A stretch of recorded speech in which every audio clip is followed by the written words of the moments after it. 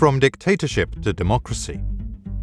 The end of communism in Hungary, 1988 to 2000. On July the 11th, 1989, a severe thunderstorm lashed over Budapest as the crowds gathered before Parliament on Kossuth Square. However, not even torrential rain could disperse them as they eagerly awaited the arrival of US President George H.W. Bush, the first sitting American president ever to visit Hungary. This wasn't the only reason for their enthusiasm, however. Bush had served as vice president in Ronald Reagan's administration, which had undermined the Soviet Union's global power. Now, President Bush was instilling a sense of hope for freedom within Hungarians. At the Yalta Conference in 1945, the US agreed to allow Soviet influence to extend throughout East Central Europe. President Bush's visit signaled that the Yalta World Order could be waning, and that Hungary's place on the map of the free world beckoned again. Stepping onto the podium, the president, sensing the crowd brimming with optimism, flamboyantly tore up his speech, blaming its ruin on the bad weather, and spoke impromptu to the crowd. This spontaneous gesture was met with thunderous applause, as if it were the symbolic Yalta World Order he'd torn up. So, what were the consequences of Bush's visit to Budapest? Why did the Soviet Empire and the European communist systems crumble? And what role did Hungarians play in this transformation? And how was dictatorship replaced by democracy? The collapse of the Soviet Empire. After 1945, Europe became divided. Western countries embraced liberal democracy and market-based economies, whereas East Central and Eastern Europe fell under the USSR's authority. There, Soviet-style communist dictatorships were formed, private property ownership was abolished, and basic human rights curtailed. This system ran counter to the local population's wishes. By 1956, Hungarians revolted, desperate to break free from the yoke of communism, as did their Czech and Polish counterparts in 1968 and 1980 to 1981, respectively. However, the Soviet Union consistently thwarted any such attempts with threats or military aggression. The 1980s marked a shift in the balance of power. The Soviet centrally planned economy failed to meet emerging technological challenges, falling far behind the economies of Western Europe and the United States. Mikhail Gorbachev took over as the leader of the embattled empire in 1985, promising reform. János Kadar, the communist leader of Hungary, and other aging leaders of the Soviet bloc viewed Gorbachev's reforms with skepticism, and with good reason. Gorbachev's policies of perestroika, restructuring, and glasnost, openness, aimed to stabilize the socialist system and empire.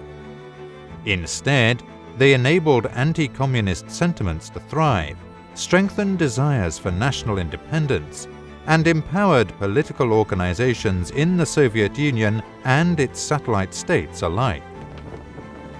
As a result, communist dictatorships fell, the Soviet bloc was dissolved, and, ultimately, the Soviet Union collapsed. The crisis of the Kadar regime. In the 1980s, Hungary's communist regime also faced a crisis. The Kadar system's foundation was its ability to improve people's living standards. While this was a successful policy during the 1960s and 70s, it could not be supported indefinitely by the wasteful and inefficient centrally planned economy, which relied heavily on state ownership. To remedy the situation, the government began allowing some leeway for free market interests to develop. People in the agricultural sector were allowed to supplement their incomes with small-scale household farming, whilst employees of state-owned enterprises were allowed to form so-called economic work communities and produce goods for a profit after their official working hours. By the 1980s, however, even these sources of revenue were insufficient. To maintain living standards and cover the growing interest of Hungary's ballooning national debt, the state was forced to obtain foreign loans, which only made its debt service even less tenable in the long run. The economic crisis was deepened by an ideological and moral one. A large portion of Hungarian society knew that, contrary to official propaganda, Western capitalist countries provided their citizens with far higher standards of living and greater freedoms than socialist ones. It became obvious that the promise made in the 60s that Soviet bloc countries would catch up and even overtake the West would never materialize. On the contrary, the gap continued to widen. Signs of crisis were also visible in the ruling Communist Party, MSZNP. János Kadar had grown old and no longer effective in facing emerging challenges. Additionally, the younger generation was divided. Prime Minister Károly Gross supported reforms which would preserve the foundations of the dictatorship, whilst Imre Pozsgai, a popular leader of the opposition within the party, sought to establish a more national and democratic form of socialism. In the spring of 1988, through mutual cooperation, they successfully ousted Kadar, replacing him with Károly Gross as leader of the MSZNP and state. Opposition movements. Following the events of 1956, Hungary went 2 decades without significant opposition movements. The reprisals following the revolution, coupled with Kadar's reign of terror, achieved their objectives. The most resolute revolutionaries were executed, others mentally broken by imprisonment, and some, accepting the harsh reality, tried to adapt to the circumstances. A considerable number of people opted for emigration and fled the country. The 1970s saw a self-termed democratic opposition emerge amongst intellectuals, encompassing ideas spanning liberalism to Marxism. The movement's leader was János Kiss, a philosopher who transitioned from Marxism to left-wing liberalism. In 1981, under his guidance, an illegal journal, Beszélő or Speaker, was published and began distribution. The group's members were united by their resistance to Soviet-style dictatorships, a strong emphasis on human rights, and a willingness to challenge the authorities by exercising those rights. They commemorated the 1956 revolution and organized political discussions, spreading their ideas through unofficial publications known as samizdat. While there were no laws explicitly prohibiting these activities, everyone knew that such behavior could lead to charges of incitement or anti-state activities. Consequently, many of the group's members were fired from their jobs or excluded from official public activities. However, they didn't face harsher punishment, partly because Hungary didn't want to lose grace with the West due to its dependence on their loans. Another reason, perhaps, was that many members of the democratic opposition had parents who themselves belonged to the communist elite. By the 1980s, another opposition movement emerged, reviving the ideas of interwar populist writers. Rejecting the totalitarian Soviet model and liberal capitalist Western ideology alike, they strove to chart a unique path for Hungary. Their leaders, mostly writers, included Hungary's most popular playwright István Csurka, the poet Sándor Csory, and Sándor Lezsák. Contrary to the democratic opposition, they aimed to maintain the country's legal framework, whilst envisioning changes to take place within it. they'd cooperate with the regime to achieve their goals. In fact, some were themselves members of the Hungarian Socialist Workers' Party. In 1987, the centre-right Hungarian Democratic Forum, MDF, was formed in a tent in Sándor Lezsák's backyard in Lokitelek, with Imre Pozsgai in attendance. The unauthorized organization soon gained popularity and within a few months established a network nationwide. In 1988, Hungary witnessed a series of events that hadn't occurred since 1956. 2 mass demonstrations took place in Budapest. Although neither had an explicitly anti-communist agenda, as organizing such protests was still prohibited, both stood in opposition to the regime's policies on 2 critical issues. The first demonstration focused on the destruction of villages in Romania. Ceausescu, the Romanian communist dictator, had announced plans to demolish almost 2,000 villages and relocate their inhabitants to cities, which would have led to the dissolution of Hungarian communities in Transylvania. All of this unfolded with the tacit approval of the Hungarian government. The second protest targeted a massive socialist project, a hydropower plant to be constructed on the Danube River in cooperation with Czechoslovakia. This project was set to alter the natural course of the Danube and threatened its ecological balance. The masses, protesting against the diversion of the Danube, shouted, "Let the people decide." After the formation of the Hungarian Democratic Forum in 1988 and 89, a succession of opposition groups and parties began to emerge. The first of these was the Alliance of Young Democrats, Fidesz. Also, parties formerly dissolved under communism, the Smallholders Party, the Christian Democratic Party, and the Social Democratic Party, were, after a 40-year hiatus, resurrected.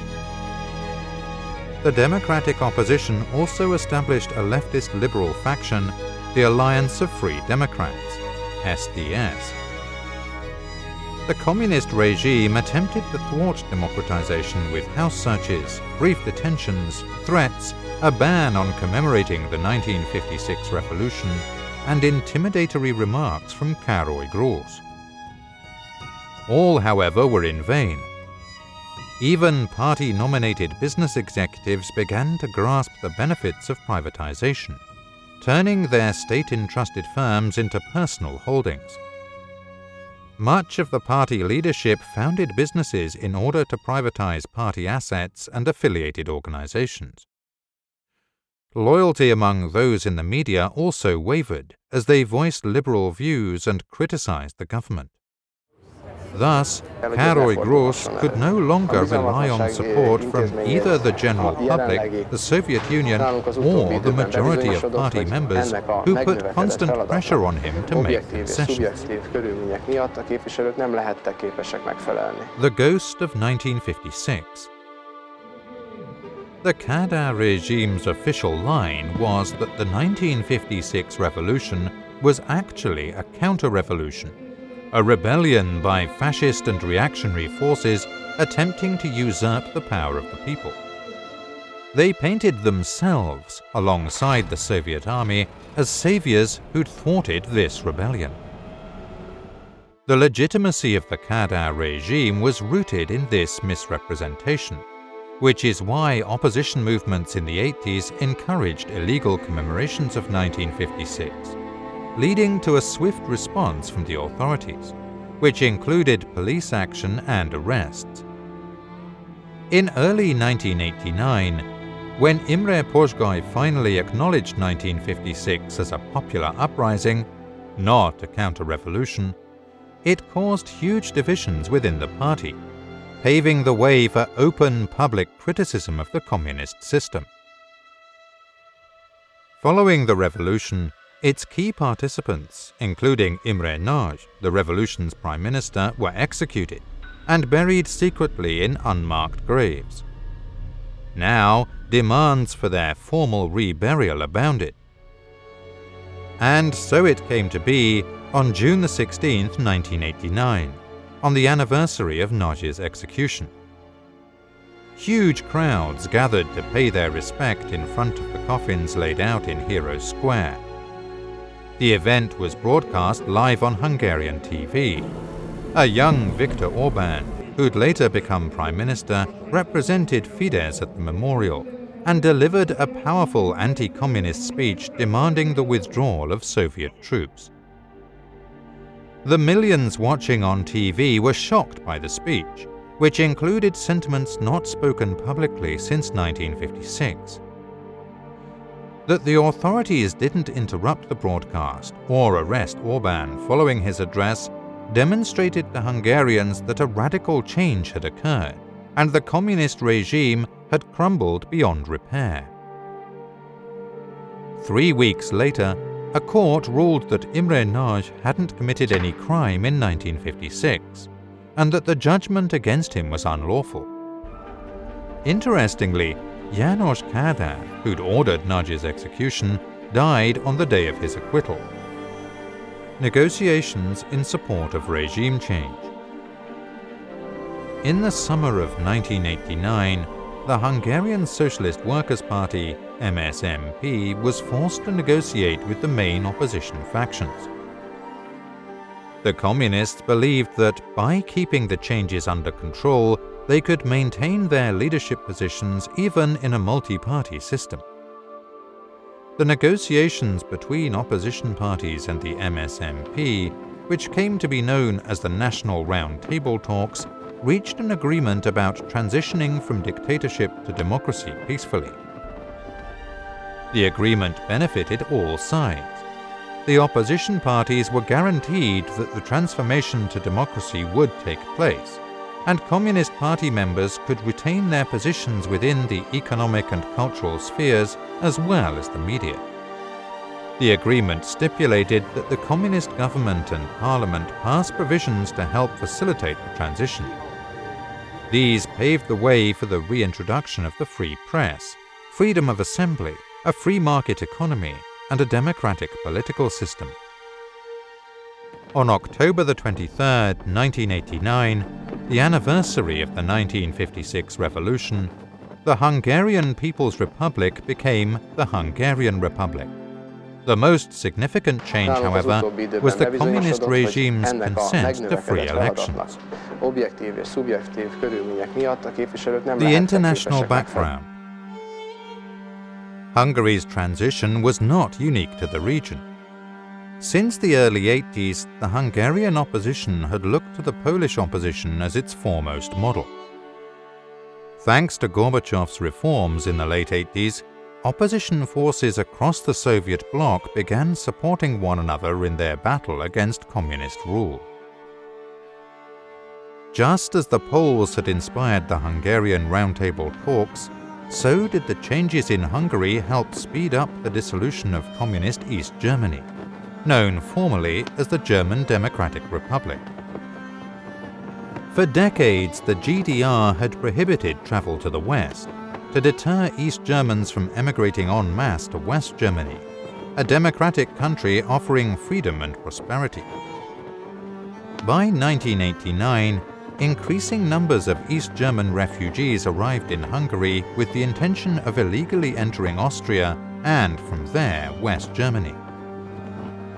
This growing influx of refugees, alongside the pressure of Hungarian public opinion, forced the Hungarian government to break its solidarity with other communist governments. On September 10th, Foreign Minister Gyula Horn announced that East Germans could freely cross the border into Austria. The refugees were overjoyed at the concession, one which proved a fatal blow to the GDR. Therein was the first crack in the Berlin Wall, which would fall just a few months later. In November, also as a result of the changes within Poland and Hungary, communist rule in Czechoslovakia and Bulgaria collapsed, and by December, revolution broke out in Romania. In the 1970s and 80s, Romania was home to one of Europe's most horrific dictators. Nicolae Ceausescu established a cult of personality akin to Stalin's. His image adorned the streets, and TV programs were devoted to his glorification. By the second half of the 80s, he'd plunged the Romanian people into abject poverty. Basic food items were so scarce that rationing was introduced. There was no fuel, and public lighting was cut off to save energy. Thus, ethnic Hungarians in Transylvania suffered alongside Romanians. They too endured hunger, cold, darkness in the evenings, all whilst living in fear of the agents of the Securitate, Romania's secret police. Each month, thousands of ethnic Hungarians arrived in Hungary, fleeing oppression in Transylvania. In the summer of 1989, Laszlo Tőkés, pastor of the Hungarian Reformed Church in Temesvár, Transylvania, spoke out about the conditions in Romania. The secretly recorded interview was aired by Hungarian television, leading to his removal as head of his congregation.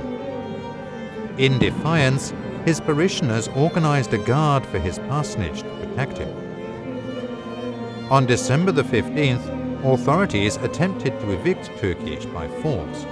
However, increasing numbers of his supporters, including Hungarians and Romanians alike, arrived, standing up to the armed forces.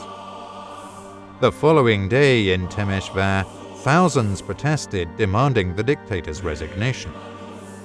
The authorities opened fire on the protesters, killing over 100 people.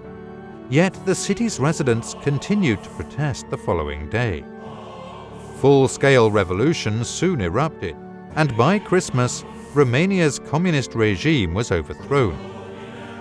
Hungarians followed the events in Transylvania with both enthusiasm and concern, sending numerous aid shipments to support the revolutionary forces and the civilian population. The role of the West. Whilst the West was publicly sympathetic towards communist countries' transformation to democracy, privately, Western politicians expressed reservations. Convinced that only the Soviet Union could ensure stability in the region, they urged opposition leaders within the Soviet bloc to exercise greater caution. It was only during his 1989 visit to Warsaw and Budapest that President Bush fully realized that the people didn't want concessions within a communist system, but rather genuine freedom, real democracy, and complete independence.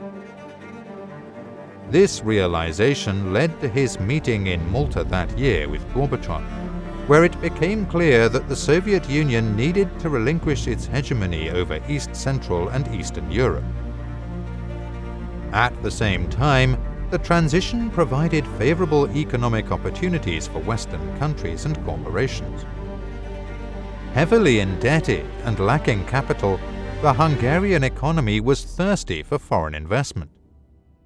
With the help of Hungarian corporate leaders, many of whom worked for personal gain, Western investors acquired Hungarian assets for pennies on the dollar.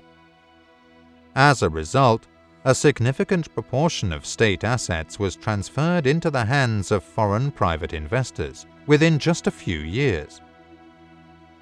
Western investors primarily put their trust in former communist leaders. A French bank, for example, appointed as head of its Hungarian branch a former communist finance minister who'd been a secret agent in the communist secret service.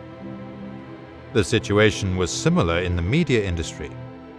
When a German media company acquired all major county newspapers from the Hungarian Socialist Party, MSP, it retained its existing communist-appointed leaders and employees. Western companies were able to make significant profits thanks to a low-cost, well-trained Hungarian workforce, new Hungarian markets and opportunities for privatization. Within a few years, foreign investments propelled Hungary's automotive industry to prominence within the European market. However, many factories acquired by foreigners as part of the push for privatization were promptly closed down, their new owners only interested in eliminating their existing businesses' Hungarian competition. As a result, certain industries faced total decline, huge job losses ensued, and, understandably, many people's trust in the West was undermined. The first free elections and the first government. In March 1990, Hungary became the first former Soviet bloc country to hold free and democratic elections. These were won by a center-right coalition led by the Hungarian Democratic Forum, MDF. As a result, József Antal, the MDF's president, a museum director who embraced Christian democratic principles, was appointed prime minister. The Left Liberal Alliance of Free Democrats, SDS, became the largest opposition party, with the communist successor party, the Hungarian Socialist Party, MSP, garnering more than 10% of the vote. Antal saw his key task as establishing and maintaining a Western-style democracy. He initiated the dissolution of the Warsaw Pact, and his tenure saw Soviet troops withdraw from Hungary. He referred to his administration as a kamikaze government because he understood that saving the economically troubled country meant implementing a series of highly unpopular measures. After dismantling unprofitable state enterprises, the government had to grapple with a reduction in real wages, rising unemployment, and high inflation. Attacks by the media fanned the flames of social discontent. Within just a few weeks, the Antal government was blamed for all Hungary's economic and social problems that were, in fact, the result of the former communist dictatorship. The contradictions of transformation. Regime change in Hungary occurred peacefully and through negotiation. But this came at a price, and one that would later be paid. Unlike some other countries, Hungary had no policy of lustration, which meant that former communist leaders weren't excluded from political life, and the perpetrators of crimes under communism would never be held accountable. For decades, former communists continued holding most positions within the civil service, the judiciary, and the armed forces, as well as many leadership positions within the economic and media sectors. The Antal government made no attempt to return formerly nationalized factories, businesses, or homes to their original owners, while the Constitutional Court declared land restitution unconstitutional. On the other hand, valuable state-owned assets were acquired by individuals with close ties to the party at hugely reduced prices. These individuals often acquired the needed funds through substantial loans from banks whose top executives were also appointed by the communists. As a result, the process of privatization mostly benefited former communist leaders, and the corruption surrounding it gravely undermined public confidence in the regime change. In the late 1980s, the Communist Hungarian Socialist Workers' Party, MSMP, still had around 800,000 members, and more than 10% of Hungarian society were party sympathizers. Although most of these people didn't join the MSMP's successor party, MSP, they still sympathized with the media's renewed nostalgia for the Kadar era. Therefore, it is little wonder that the MSP won the second free election held in 1994. The new government was led by Gyula Horn, who'd previously taken up arms against the revolution in 1956 and who'd become foreign minister in the communist government before the regime change. Many were surprised when the Free Democrats, SDS, who'd supported anti-communist rhetoric during the regime change, formed a strategic alliance with the MSP, making the successor party politically acceptable and reinforcing the left's economic and media dominance. The resulting bipolar political landscape continued to divide public opinion even beyond the millennium. On one side was a coalition between the Socialist Party and the Alliance of Free Democrats, which shared leftist and liberal views, followed European models, and possessed a voter base of urban liberal intellectuals, former Communist Party members, and the masses disillusioned by regime change. On the other side, the MDF and centre-right Fidesz emerged as opposition parties. They represented the anti-communist and patriotic population. Fidesz, led by Viktor Orbán, formed a government for the first time in 1998. The turn of the millennium held special significance for Hungarians, marking the 1000th anniversary of their first king since Stephen's coronation, and the birth of the Kingdom of Hungary. The balance of regime change. Despite its challenges, the transition to democracy following the regime change provided Hungarians with the opportunity for a better and freer life. Hungary became a member of the Western world, joining NATO in 1998 and later the European Union. Following a decline in the 1990s, Hungarian economic output gradually approached those of Western countries. GDP and real incomes increased significantly. The percentage of people living in poverty decreased, and life expectancy at birth continued to rise. Those who visited Hungary before the millennium would scarcely recognize it today. Such sweeping changes have taken place. The country's landscape has undergone a remarkable transformation since the regime change. Dilapidated historical centers, castles, and other architectural landmarks have been carefully restored.